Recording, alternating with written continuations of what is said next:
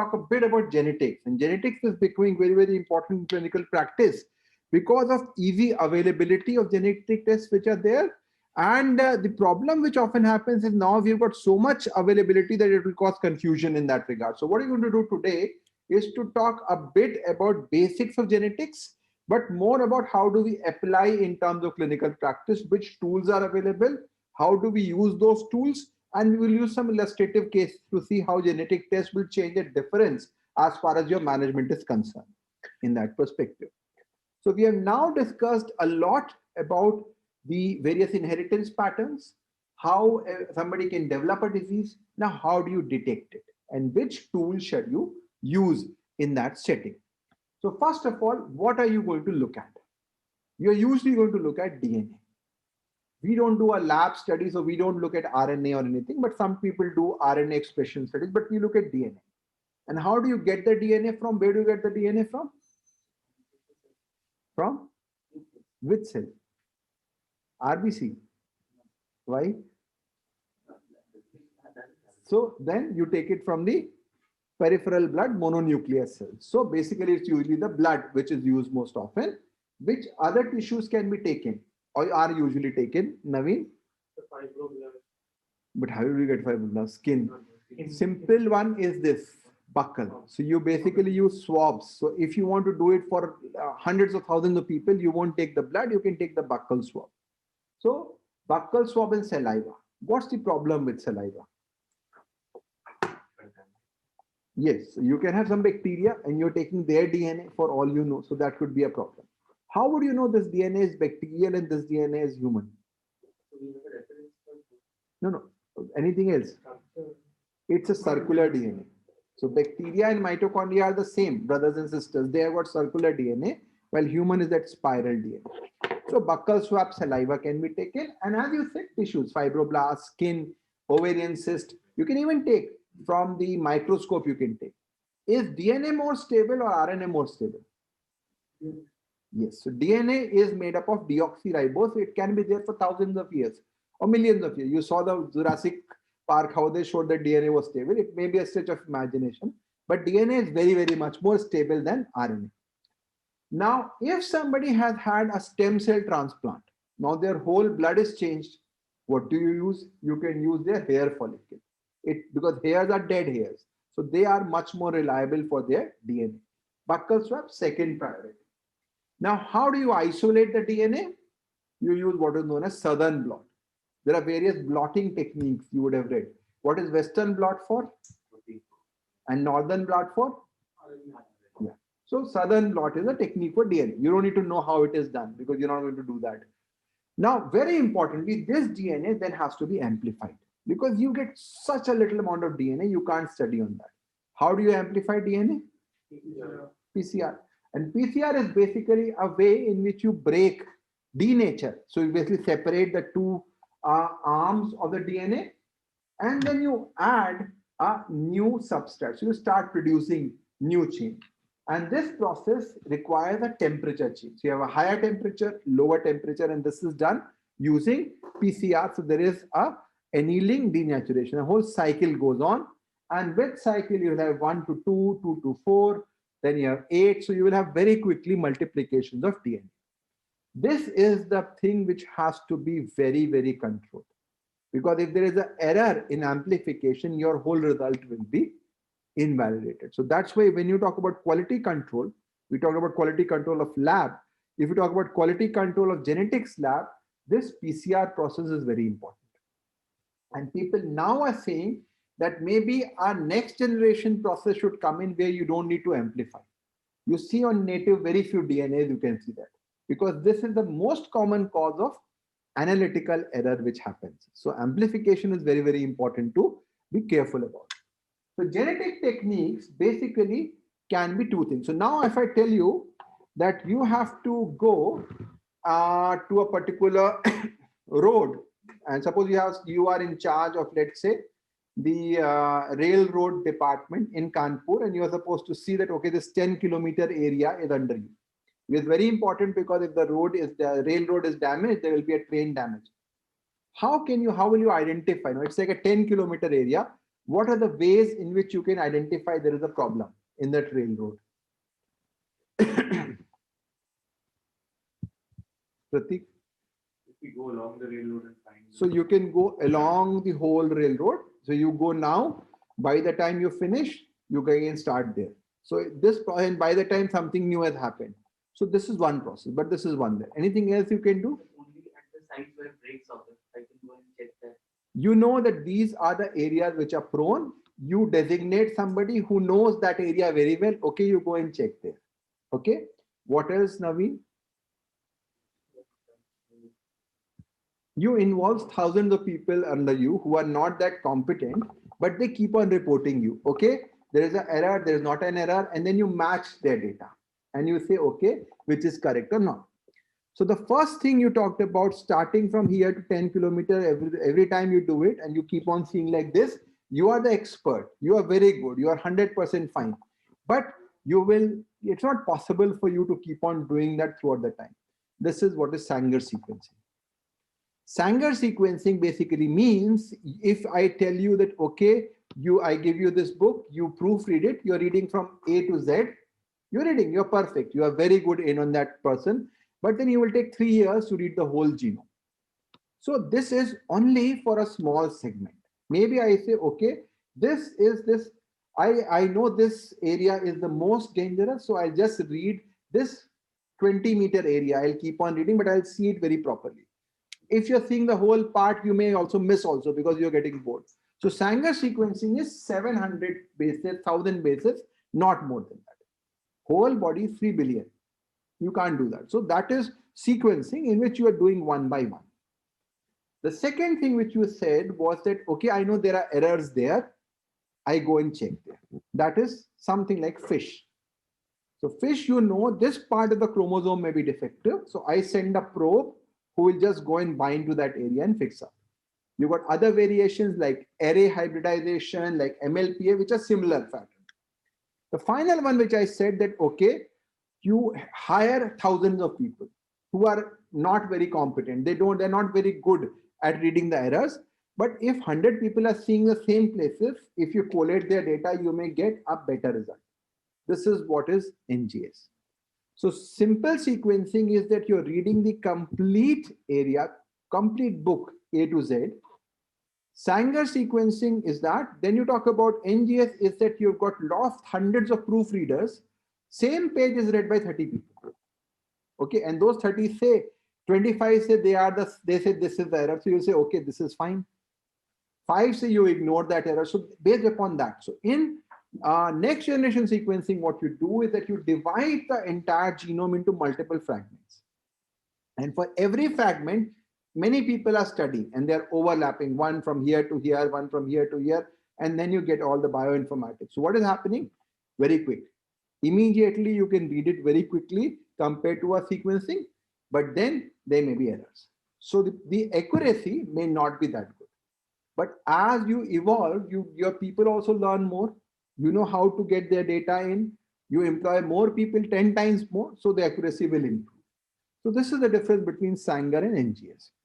So sequencing, comparison, and cytogenetic. So cytogenetic is just look at the cell. This is like chromosome. This is what karyotype is being done. They have specific roles there. So sequencing, Sanger and next generation. Comparative is array. You compare. So this is another way. So you have always, when you were small kids, you will see in magazines, compare these pictures, the 5 differences between the two. This is another way. So if I tell you that I have written this book, which has got 1000 pages, you read and everything and come back to me in a day. So this is one.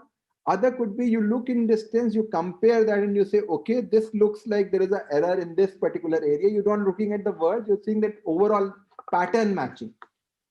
So that is what is array. This is comparison of normal and control. And MLPA is similar like that. So what is Sanger sequencing? You denature, of course, you have to cut it into 2. Then you amplify, which is obvious. Then you add a primer. So you add, primer is what? What is primer? The sequence you're looking for the. So primer is a small sequence which will start. So you know that I'm looking at 700 base pair. This base pair, first is this, second is this. So everything will start from there. Plus you have multiple sizes of this. So this primer will keep on building. Now you've got so many, they will start building more DNA chains. But what you do here is very interesting. You do is that you add BNTPs, which are basically labeled nucleotide triphosphate, and you do ACTG, different. As soon as one DNP is added, the chain stops there. So what you're doing basically is that you are building up DNA one by one. So A आया, फिर other will stop at AT, other will stop at ATC, ATG. So there'll be huge number of fragments which are created. So every code, and then you separate them based upon the size. So then what you do is that you terminate and then you separate based on size, and then you get the sequence. So you understand this? Did you get it? So I'm giving a DNTP, it is going and binding to a specific area. So DNTP is not binding. DNTP is being incorporated. So they are being incorporated. So as soon as you get this, they are normal NTPs also and they are DNTPs also. As soon as your DNTP goes, it stops the reaction. So that fragment will stop there. So one will stop at 2, one will stop at 3, one will stop at 4, one will stop at 5, but the sequence is the same. So 1, 2 will be the same. So if you have AT, ATC, ATCG, ATCGE, so you will know how the fragments are, and then you will keep on adding till that, and then you add 700, you make it, this is the sequencing. So it's a very labor intense process. You have to count, then because 2 will have smaller size, 3 will have bigger size, 4 will have bigger size, so electrophoresis will give you a bigger or smaller. So this is just to explain you what is being doing. You don't need to understand the whole process, but this is how it is done in that, and then you read that, okay, this is the sequence which is normal. And now if suppose you find that this here, you need to have a double nucleotide, you don't see that A, you will get there's an error. So you again match and then you get the result. If Sanger sequencing tells you that there is a problem, there is a problem. This is the gold standard in that sense. So 99.9% accuracy is what is there. But how do you say accuracy? Because this is the gold standard. So I would say this is pretty much the final word. This is NGS. Basically, you denature and you fragment. You don't make this 7. You're not looking just at this 700 base pair. You're looking at the entire gene. Or maybe you know I'm focusing on this much, but you're looking at the entire, you cut them into billions, millions of pieces. And then you've got multiple areas, probes, which are here, here, here, which are reading it. So it's like you have put hundreds of thousands of people under you who are looking at different parts of the rail track. And then they give you the information.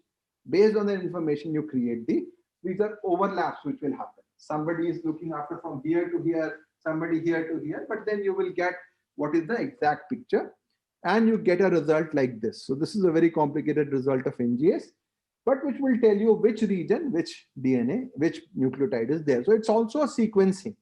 So it's the same process is the same. You are reading the book cover to cover, but you have employed so many people to read the book. This is the difference. Now, the difference between NGS and sequencing is that NGS, you are doing it meticulously one by one. Here, there is a team which is working for you. You can think of it. So the team will never be, may not be as good as you, depending upon how much you train them. But then the numbers are more, you can do much more work. So you have, this is like quality and quantity. This is what you can think of it. So now the options that you have as far as NGS is concerned is that you can go for either a targeted, okay, I want to see only these 10 to 20 genes. Then you can say any gene which is expressed, I want, this is whole exome, and all genome is whole genome. So now, as I said, that if you are looking at very small area, you will be more careful. So you will have a high coverage and a high accuracy. When you say coverage, now this term comes very importantly. What do you think coverage means, Pratik? In an NGS report, they will say this area was covered, coverage was this much. What do you think it was means? Covering the gene.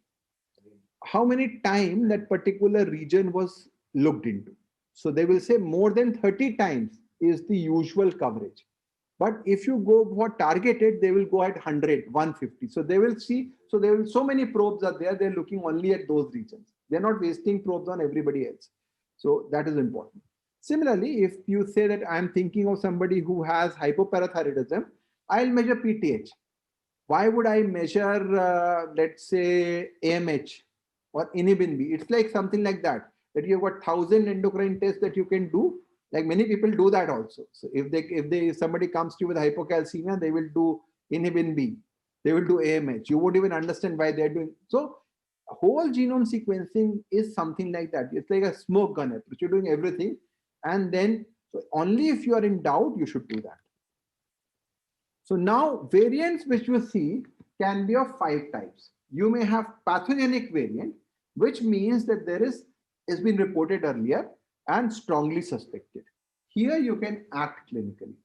Likely pathogenic, 90% chance of having a disease, but not yet conclusive. So you then go into clinical judgment. Variant of unknown significance, you don't know. It's benign or this thing. 90% of them will remain VUS, but over time, some people will do study and say, okay, this is benign or this is malignant. So you have to be benign or pathogenic, which you will know later on. So sometimes you have to keep track that at the moment it is a VUS, but later it can become benign or pathogenic. Then you have likely benign and benign, in which you don't need to worry about that. So how do you do the variant calling? As I said, there are a lot of factors which influence that. And based upon that, you divide into that. There are factors which include where the amino acid is, how much is the function it is affecting, whether it has been reported or not, how common is the gene, and how evolutionary it has been protected. So I'll go from cases now. Day 3 child with DSD, palpable gonads were not there, Mullerian structure was present, 46XX, 17 OHP was borderline, labeled as CAH.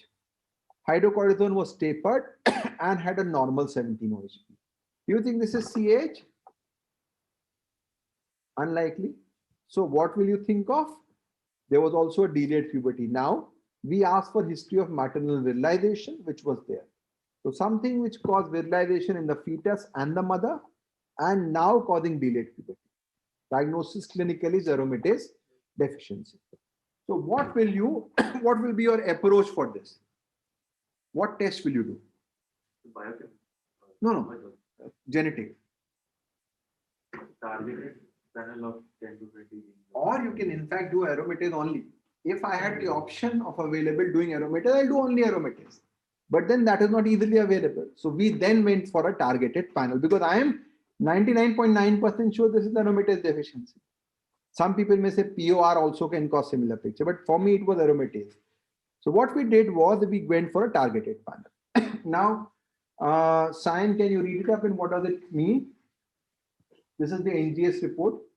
So the location of the CYP19A1 gene they are looking at, Yeah. and the location is exon 4 and exon 5. They have detected a mutation which is cytosine is being replaced by C is being replaced by T, and the amino acid has been changed from arginine to, so what third I don't know. Okay, anyway, so there are two areas, there are two mutations, first of all. And they are single nucleotide variations. Yes? Missense or not? There are missense. And they are synonymous, non-synonymous? So that I don't know. They're non-synonymous. The amino acids are changing. So in a way, you've got two mutations in which the nucleotides and the amino acid both are changing. So it means it's a recessive disease, which is what we expected. And they said this looks like aromatase deficiency. They have written likely pathogenic. They've not said pathogenic. So you have to be careful about it. Now the next question. So in my case, if you ask me, I'm happy with this report, because I expected this to be aromatase deficiency. It turned out to be aromatase deficiency. This is 100% because p-test probability was very high. But now you can also look at what these genes were doing. So what they said was that the mutation in exon 4 causes a nonsense. It was a stop codon.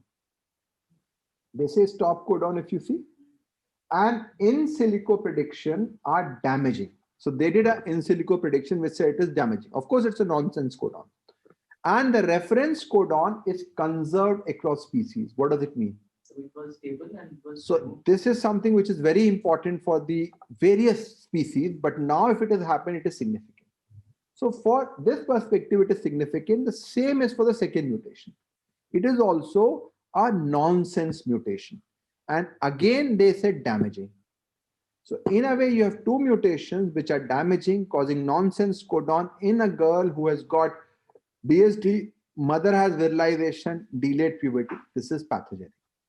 They may say likely pathogenic because these are new mutations. This has not been reported earlier, but this for me is clearly pathogenic. This is something you need to be very clear about. Second case, 6-week-old boy with failure to thrive. Birth weight was 2400, not gaining weight. Bilateral gonads are there. Uterus is not there. So there is a DSD component there. So gonads palpable, no uterus, testosterone high, 17 OHP 30. Diagnosis, Pratik?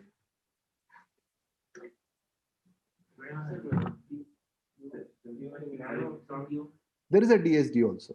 There's hyponatremia, hyperkalemia.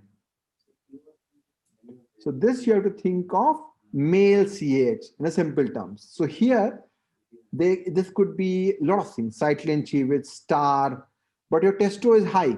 So POR versus 3 beta HSD. For a female, it is high. For the male, it is low. So this could be 3 beta HSD. And this is the report which has come up. So Naveen, you can read the report.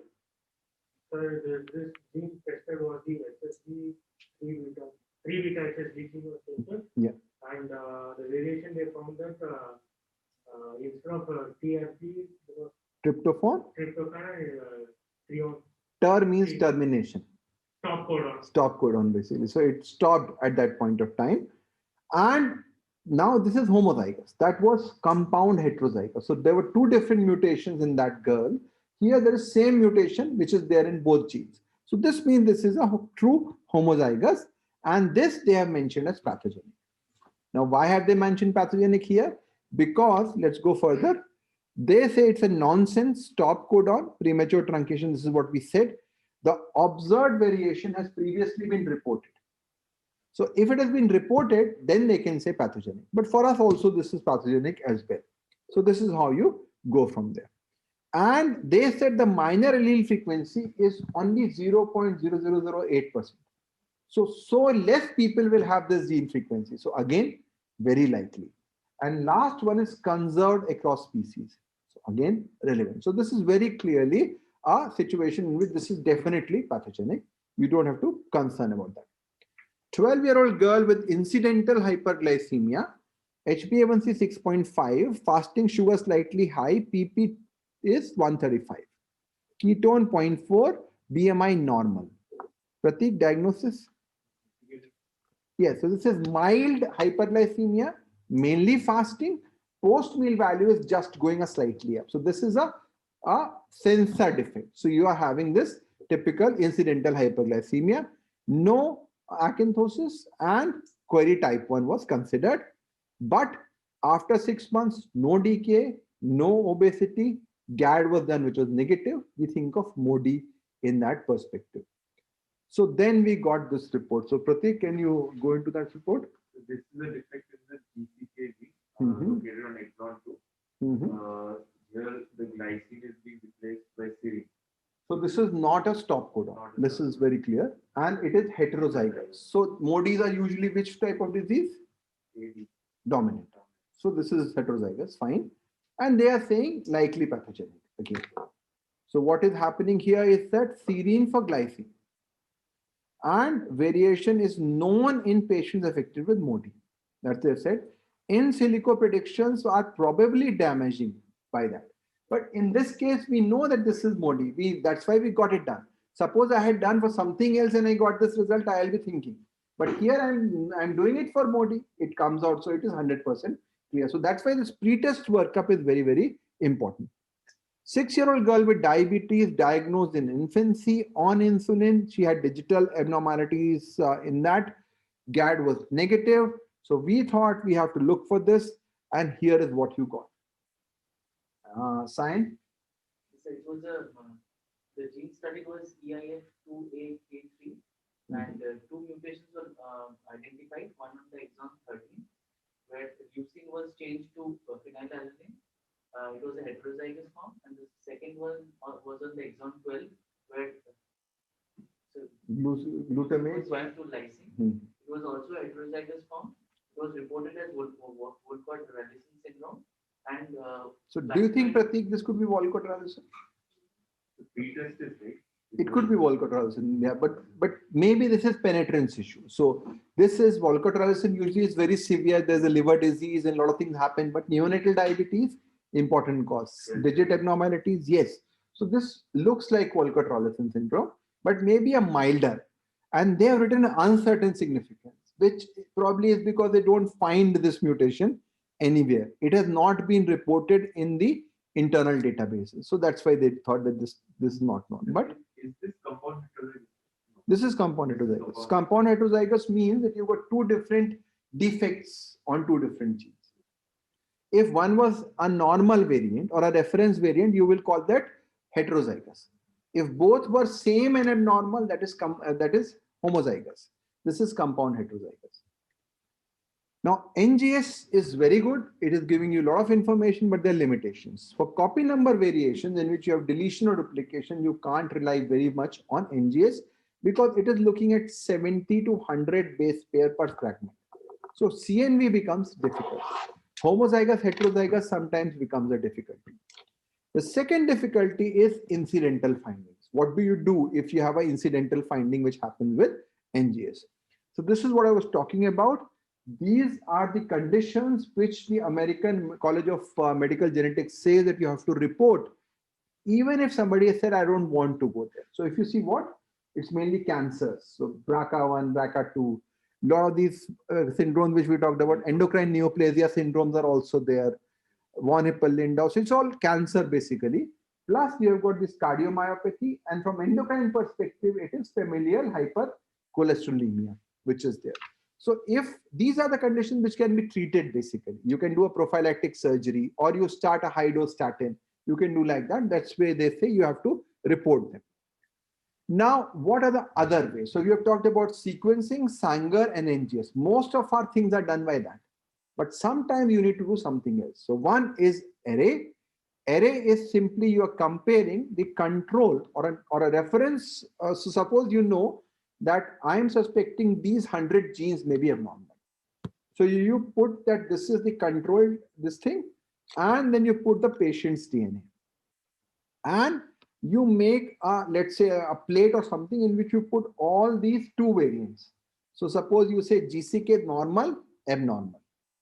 You say HNF1 alpha, normal, abnormal. So based upon what we're talking about, targeted this thing, you can make hundreds of genes. And then based upon which variant is flashing, you will know it is normal or abnormal. So simultaneously, it's a matching process. You can know which one is defective. So what happens here is that you will get this sort of a thing. So you have a code. If both are positive, this color, I'm just showing you like that. If one is positive, this color, so this is how you will know whether the control is normal and what is happening in the patient. So array is a simultaneous way of very quickly. You don't have to sequence the whole thing. You're just looking at this is normal, that is abnormal. This gene is normal, this gene is not normal. Now, what will be the disadvantage of this? So new mutations. Yes, so if you know about that, you will know. But if there's a new mutation, you will be gone. So that's a problem which will happen there. So for known mutations, it becomes much easier. Then this is FISH. FISH is basically for large areas. So what happens, you know, chromosome is nothing. Chromosome is basically a constellation of chromatids, which are formed by nucleosomes and then DNA. So what you do is that you take your probe, you know that in this region, there is a problem. So you take that probe, tag it with fluorescent, it goes and binds there. So if you know that in somebody who has got hyperparathyroidism, this 22 region, 22q region is the most important. You develop a probe there, it goes and binds there. If it is binding, it's good. Not binding, there's a deletion. So if you have a copy number variation, deletion, duplication, you will pick it up. You want to look for Y chromosome, you put the gene for Y chromosome as a tag and you go there. So this is how you will pick up that particular region via fluorescence. And then this is another way, a lot of it you will read a lot is MLPA. This is a new way. Basically, you put various fragments of DNA, and if they are present, they will amplify. If they are not present, they will not amplify. This is multiple PCR running in the same time. If you have amplification, you will know that this gene is normal. If it is no amplification, this gene is abnormal. Very good technique if you want to do hundreds of genes together. But again, matching pattern. This is not sequencing. So it's for somebody whom you know already. So if you know that CH, 10 genes will cause this, I'll do only for those. And these are the variations. So this is the various ways in which you go. And this, of course, is the conventional karyotype, which we all know in that perspective. So I think what we'll do is that we've discussed a lot in that perspective. The final word is when do we do, which test to do, and how to go. So we do genetic test. When do we do genetic test? Some people do test pre-implantation as well. You may do a prenatal testing as well. So prenatal, the options are non-invasive, which is cell-free DNA. So we talk about a lot NIPT. So NIPT is that the mother will have fetus DNA, and then you read on that. And invasive techniques are basically karyotype, which you can look at, and then you can go for diagnosis. Now, when do you do a genetic test in a clinical condition, Naveen? Which conditions you will like to do a genetic test? So when there's a strong family inheritance, Mm-hmm. and when it is coinciding with a particular syndrome, Mm-hmm. Syndrome, segregation, what else? and There are 4 S. Soon. If your diabetes is happening before 6 months of age, you will do that. So soon. If it is very severe, so you have mild hypertriglyceridemia is common, your level is more than 1000, go for genetics. If it is in the family, segregating, and if you have syndromic features. So too soon, too severe, segregating, syndromic. This is not for endo, for any cause of genetics, you go for the genetic evaluation. Then how do you do the test approach? And we'll probably close it here. If you think this is a monogenic disease, yes, go for that gene. If there is a single gene, you go for that single gene. If you have a variant, so you know that this CH 90% 21 hydroxylase is because of this particular codon defect. So why do you even sequence the whole gene? You go for that particular codon. And then if it is normal, then you go for the other ones. So if there are candidate genes, 1 or 2, go for Sanger sequencing. If there are multiple genes, go for a targeted panel. Okay, I don't know this DSD, XY, DSD, there are 100 of things which can happen. I don't want to waste money that first you do NRF51, then you do SRY, then you do this. I don't have that much time. I'll do a sequencing, 10 to 20 genes. If it is normal, or if you don't know whether it is monogenic or not, you directly go ahead with exome sequencing. And if exome sequencing is, and if everything is unlikely, don't do a genetic test. So don't do random that every obese child who comes to you do a genetic test. It's a waste of money. Suppose you have somebody who has got mildly low cortisol, no, everything else is normal, you do a whole genome sequencing for ACTH deficiency. No, because that patient you will get some erroneous result. So you have to have a good pre-test probability, severe, soon, segregating, syndrome. If you have somebody with obesity in the first 1 year of life, with hyperphagia, with visual abnormalities, yes. Somebody coming at 12 years of age, not playing at all, eating a lot, becoming obese, no. Very simple. Because it doesn't mean that everybody you will do a genetic test. If exome sequencing is abnormal, then you may do a functional study or a silico prediction. If it is normal, then you go for the whole genome sequencing. So don't go whole genome together. So people will ask, what do you want? Okay, most cases that we do is targeted panel. I want this for neonatal diabetes, for XYDSD, for hypoparathyroidism, something like that. But if I know that this is single gene aromatase and I had somebody who can do a Sanger sequencing at a lower cost for aromatase, I'll just do that. I will not waste money in the whole targeted sequencing also.